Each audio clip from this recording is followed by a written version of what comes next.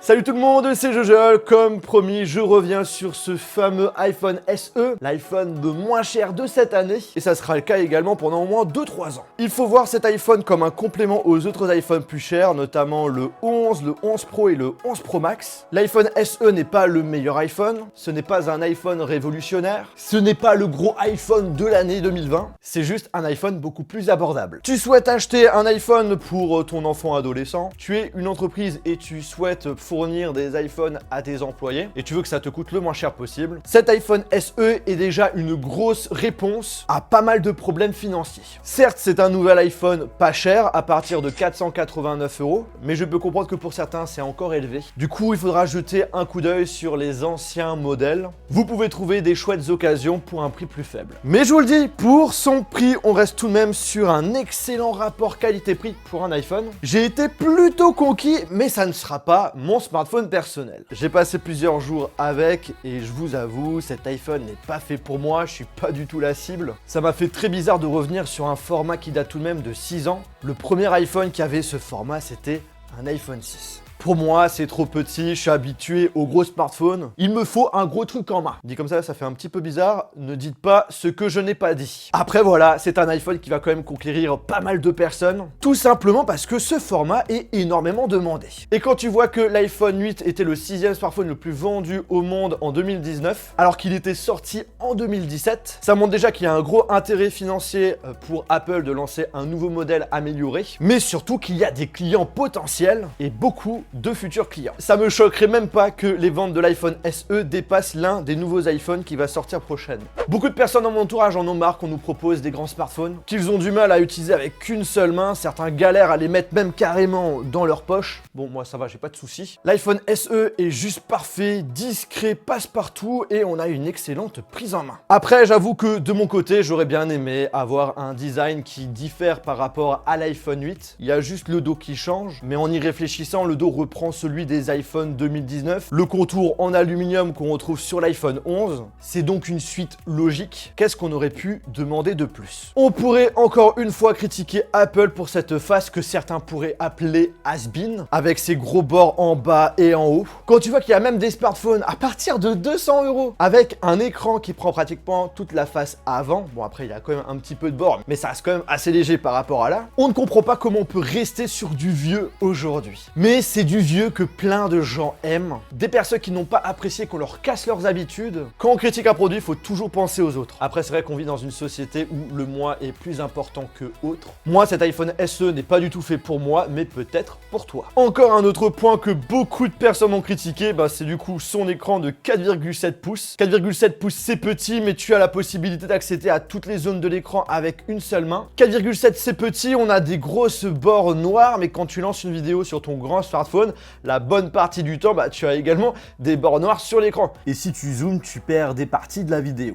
La définition, c'est pas du Full HD, mais à l'usage, ça fait l'affaire. La technologie, c'est du LCD, mais à l'usage, ça fait l'affaire. Alors j'avoue, ce n'est pas l'écran le plus incroyable qu'on a sur un smartphone. Beaucoup de marques proposent mieux, même mieux que sur les iPhone 11 Pro. J'aurais bien aimé avoir de l'OLED, une fréquence d'image un peu plus élevée. Ça aurait apporté une meilleure expérience utilisateur, mais les gens qui s'intéressent à cet iPhone, ils s'en foutent complètement. Tant que l'affichage n'est pas dégueulasse, c'est bon pour eux. Ici, on a une bonne optimisation, une très bonne gestion de l'écran, une luminosité suffisante pour une utilisation en plein jour. Certes, on peut avoir des couleurs plus pétantes ailleurs, mais à l'usage, ça fait l'affaire. Par contre, là où je suis déçu, et je me répète, c'est le fait d'avoir remplacé le 3D Touch par l'Haptic Touch. À part s'aligner par rapport aux iPhones de l'année dernière, je vois pas vraiment d'intérêt. Au niveau de la sécurité, j'ai kiffé retrouver notre cher ami Touch ID. Toujours aussi rapide, efficace, tu prends ton iPhone, naturellement quand tu allumes l'écran, tu appuies sur le bouton Home. Et bim, je me retrouve directement sur le Springboard. J'ai même pas l'impression de l'avoir déverrouillé avec sécurité.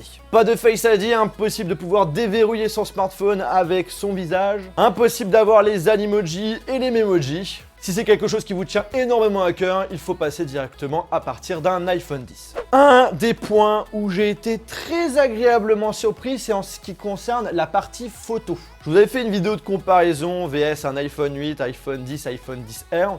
Je vous laisserai checker, il aura le lien dans la description. Et il était au-dessus une bonne partie du temps. Même si vous ne serez pas sur le meilleur photophone de l'année, ça c'est sûr. Pour son prix, c'est quand même l'un des meilleurs smartphones qui propose une bonne qualité vidéo et une bonne qualité photo. Après, on peut lui reprocher qu'il ne soit pas polyvalent, on n'a qu'un seul capteur. Oubliez les zooms optiques, les photos grand angle, on est sur du classique, mais du classique qui fait du très bon travail. Et une des fonctions où j'étais assez bluffé pour son prix, c'est le mode portrait. Globalement, il est capable de proposer des photos avec effet bokeh, avec un détourage plutôt réussi, même si de temps en temps, certains cheveux sont pas forcément pris en compte. Mais en tout cas, c'est parfaitement exploitable et le rendu plaira à la majorité des gens. Par contre, dommage, ce mode fonctionne uniquement pour les humains. Impossible de faire des photos avec effet bokeh, avec des objets ou également avec des animaux. Il faudra passer sur une autre version d'iPhone. J'en ai profité, bien entendu, pour vous le comparer avec le 11 Pro et le 11. En plein jour, c'est vrai que les rendus sont assez similaires au premier regard,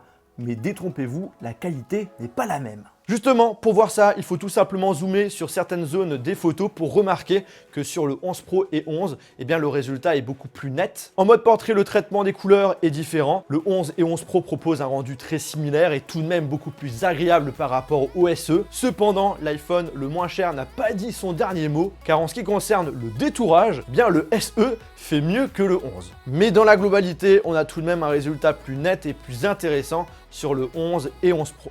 De mon côté, j'ai quand même une préférence pour l'iPhone 11 Pro ou iPhone 11 Pro Max, qui a aussi un gros plus par rapport aux autres, qui est notamment le téléobjectif, qui permet un zoom optique x2, mais qui peut être également utilisé pour les photos en mode portrait. Et personnellement, une photo en mode portrait, je trouve ça beaucoup plus sympa quand c'est zoomé. En faible luminosité, j'ai pas pu faire les tests que j'aurais voulu avec le confinement, mais ce qui change beaucoup, c'est le mode nuit, indisponible sur l'iPhone SE, qui est tout de même bien efficace. Pour les selfies, le 11 et 11 Pro, on a le droit à un grand angle, le SE non. Les différences en termes de qualité n'est pas si évidente à première vue. C'est en mode portrait où ça change beaucoup et j'ai été complètement bluffé de voir que le détourage est largement supérieur sur l'iPhone SE. Cependant, le traitement est différent sur le 11 et 11 Pro, on est mieux mis en avant. Bon, maintenant on va tester la caméra frontale. Ce qu'il faut savoir, c'est qu'il y a une très grosse différence. C'est que sur le 11 Pro et sur le 11, on a la possibilité de pouvoir filmer en 4K 60 fps. C'est juste génial pour vlogger. Alors que sur le SE, c'est maximum du Full HD 30 fps. Alors dites-moi ce que vous en pensez de la qualité à première vue. Là, on fait un petit contre-jour. Voir si au niveau du ciel c'est un petit peu pareil ou pas au niveau de la gestion. On va aussi en même temps tester la qualité de son. Est-ce que vous préférez le son micro de l'iPhone 11 Pro ou vous préférez la qualité de l'iPhone SE? Ça serait cool d'avoir un micro meilleur que le très haut de gamme. Là je vais courir. Tout en sachant qu'on filme en 4K hein, sur le 11 Pro. Et là on descend. En vidéo, sa grande force est à l'arrière, il est capable de filmer en 4K 60 fps, mais ne pensez pas avoir pareil qu'un iPhone 11 Pro. La différence est assez frappante, surtout en 4K 30 fps, où on voit que la stabilisation, quand je cours, est beaucoup plus efficace sur le Pro. Si vous prévoyez d'acheter cet iPhone, c'est que vous avez une volonté de pouvoir l'utiliser pendant plusieurs années. Il est équipé du processeur A13, pareil que sur le 11 et 11 Pro. Vous êtes sûr d'avoir une bonne durée de vie et plusieurs années de mise à jour. Alors je sais qu'il y a pas mal de personnes qui aiment avoir des scores de benchmark. Donc je vais vous montrer des scores de Geekbench 5, de Antutu également de 3D Mark. Ça montre que l'iPhone SE n'a pas forcément les mêmes performances que l'iPhone 11 et 11 Pro. Il faut aussi savoir qu'on n'a pas la même RAM. 3 Go sur le SE et 4 sur le 11 et 11 Pro. Ça peut donc avoir un impact sur la différence. Après aussi, c'est possible de se dire que le A13 sur cet iPhone SE, eh bien Apple l'a un petit peu bridé par rapport aux autres. En ce qui concerne l'autonomie, c'est un peu le point qui fâche un petit peu. Elle est ni catastrophique, ni excellente. On reste tout de même dans la moyenne, 4 heures à 5 heures écran allumé, donc nettement en dessous par rapport au 11 et 11 Pro. L'autonomie est tout de même assez similaire par rapport à l'iPhone 8. Là, c'est vraiment dommage qu'au niveau de la batterie, il n'y ait pas de changement. Sinon, vous avez la recharge sans fil, ça c'est génial. On a une certification résistant au liquide, à l'eau, à la poussière, mais une certification moins élevée par rapport au 11 et 11 Pro. Pour le son, on est sur un son stéréo. Pour le prix, c'est très bon, mais c'est pas pareil que sur le 11 Pro. Le son peut être assez fort. Je trouve qu'il manque de la clarté et des basses par rapport au Pro. Voilà en gros tout ce qu'il faut savoir sur cet iPhone SE qui m'a tout de même beaucoup surpris. Pas forcément esthétiquement, mais par rapport à ce qu'il a dans le ventre au niveau du prix. Apple propose tout de même des belles améliorations par rapport à l'iPhone 8, juste dommage au niveau de l'autonomie. En tout cas, le conseil que je peux vous donner si vous avez l'intention de l'acheter, c'est de prendre la version 128 Go, où la différence de prix par rapport aux 64 Go est vachement intéressante. En tout cas, voilà, si vous avez acheté l'iPhone SE, n'hésitez pas à donner votre propre avis en commentaire, ça va intéresser les futurs acheteurs. Si la vidéo vous a plu, n'hésitez pas à mettre un pouce bleu. Si vous n'êtes toujours pas abonné, n'hésitez pas à vous abonner, c'est gratuit. Et sur ce, on se retrouve dans une prochaine vidéo. Salut!